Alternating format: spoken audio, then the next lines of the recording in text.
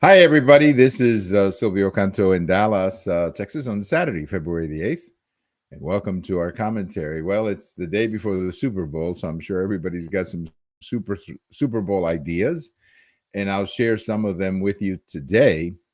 By the way, speaking of the Super Bowl, we made a video. It's the video right before this one in the archives with our friend Dave Michaels here in the Dallas Fort Worth area. Dave has been doing sports journalism around here for some time on the radio and so on.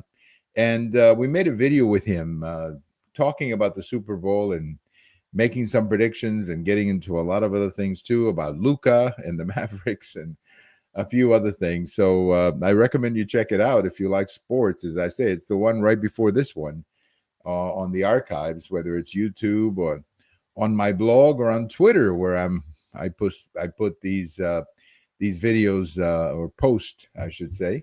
I guess it's not Twitter, it's X. I keep saying Twitter, but it's X. And by the way, speaking of X, I think that Mr. Musk, Elon Musk, did a great job when he bought X, because he's turned it into, honestly, an absolutely great source of information. You don't have to agree with everything that you read, but at least you're getting a lot of information from both sides, and that's fine. That's the way it should be. But speaking of the Super Bowl, I spoke with Dave about this on the last video. So let me just give you a little prediction. I think Philadelphia is going to win. Now, I could be 100% wrong on that because Kansas City is so good that I wouldn't be surprised if they do the historic and win 3 Super Bowls in a row. It hasn't happened before, so I wouldn't be surprised if they do it. They certainly have the team to do it. The quarterback, the coach, just everything about that team should be capable of winning 3 in a row.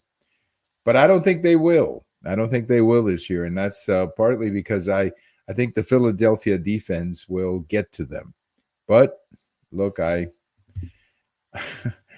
could be talking about the Eagles losing, so I'm just going to pick a team, and I'm going to pick the Eagles, not because they're in the NFC or because the Cowboys are also in the NFC or actually in the same division as the Eagles. That's not really why. I just think that they're the kind of team that can stop KC. But then on the other hand, I know I'm sounding a little fickle here. On the other hand, KC is also the kind of team who can win 3 in a row. So I hope we have a great game. That's all I'm hoping for. That we have a great game that gives us a reason to watch the last 10 minutes or 5 minutes of the game. And I think we will. I think it's going to be that kind of a game. When you've seen all the Super Bowls, I've got a post coming out about this Sunday morning. But when you've seen all the Super Bowls, you tend to have some favorites. I mean, I remember the very first one between Kansas City and Green Bay. They didn't even call it the Super Bowl back then. They called it the NFL AFL championship game, and that's because that's what it was. They didn't have a Super Bowl. I don't think they called it the Super Bowl, I think, until the 4th or the 5th game. I think something like that.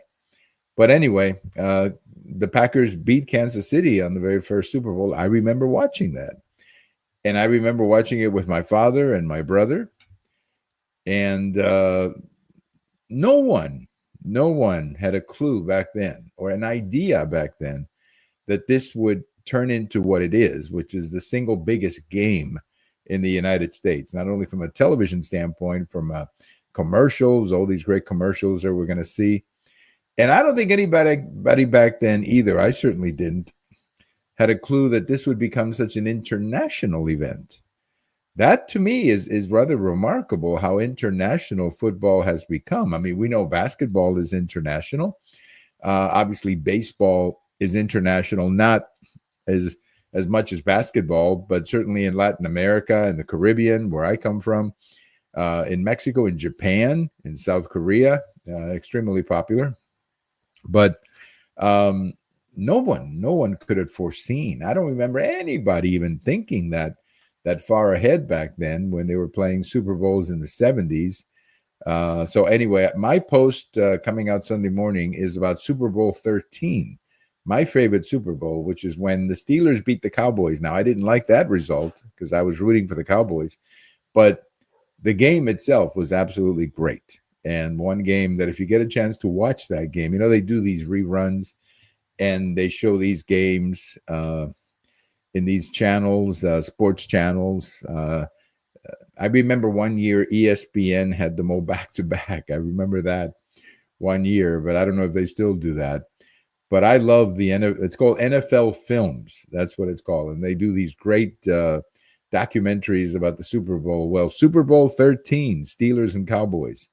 That was my favorite of all time. And it was a great game, absolutely great game. So I write about that in my post on Sunday morning. And remember, when I used to watch the very first, when we watched those football games back then, used to watch it with my brother and my father if he wasn't working, because many times in those early days in the United States, my dad had to work on Sunday afternoons. But we used to watch those games back then, and the hardest thing to explain to my Cuban parents back then was the extra point. That I couldn't figure out. I couldn't explain that to them. You score 6 and then you score another one. And they couldn't understand why they did that. Why score twice? You score 6, or why do you have to go for 7? I couldn't explain it. So we had a lot of fun with that. But of course, my father growing up in Cuba, all he did, of course, was grow up in baseball. He was a huge baseball fan. Where do you think I got it from? And my mother, too, was a big baseball fan, by the way. It wasn't just my father. My mother was a huge baseball fan. And my mother and father, they lived in small towns in Cuba. One lived in Ciego de Avila, which is sort of in the center east part of the island. And my father lived in Sabana Grande, which is more in the middle of the island. And they used to listen to the baseball games on the radio, the Cuban Winter League games on the radio.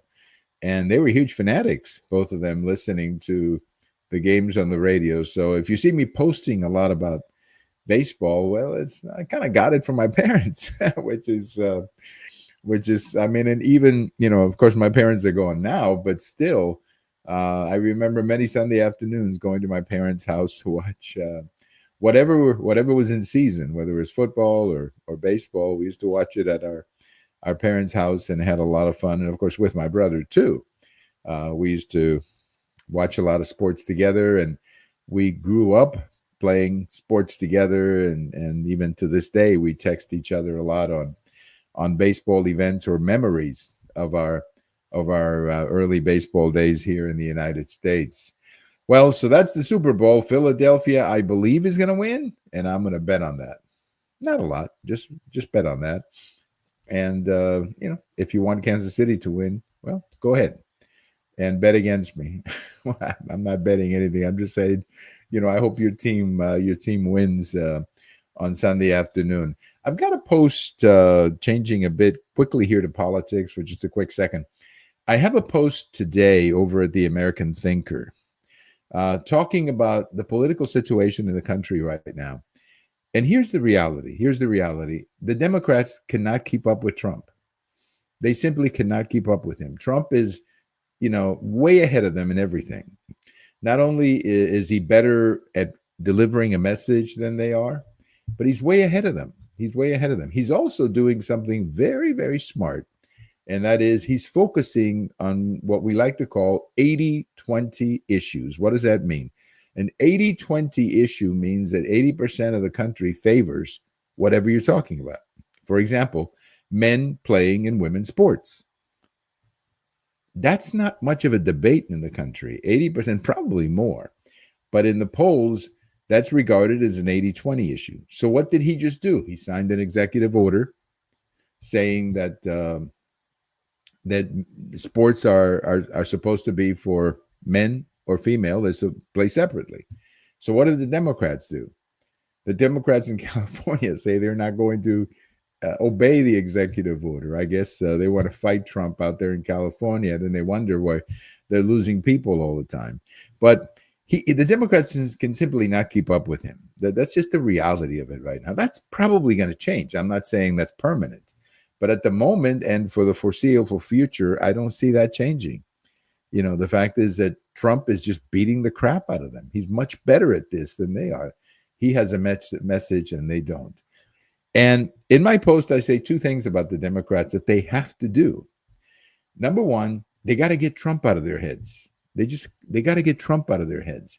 They're obsessed with Trump. They can't speak two sentences without mentioning Trump. I mean, it's just crazy. If you listen to these Democrats on TV, and that's all they want to talk about is Trump.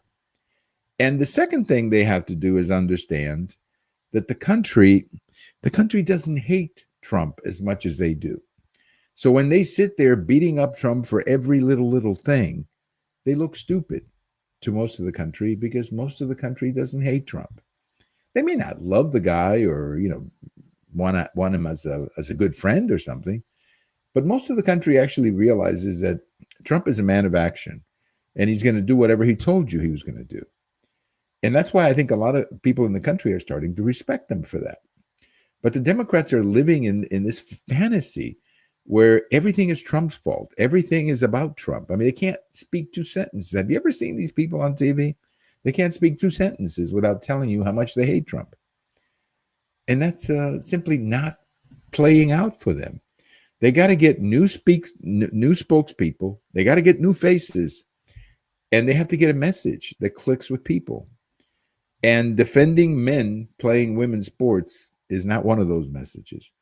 Saying that abortion should be legal without conditions, that's not a message.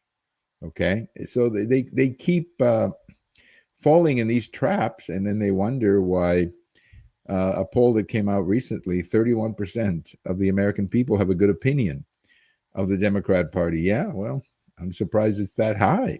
I wouldn't be surprised if it drops further. If they keep fighting over every little thing, instead of finding some common ground or coming up with their own ideas. And there's lots of things they could be talking about, healthcare, for example. But no, they're still fighting, like they say in military schools, the generals who are still fighting the last war. Well, that's what the Democrats are. They think this is the campaign of 2024, and it's not. It's 2025. But anyway, that's the post. Check it out over at The American Thinker.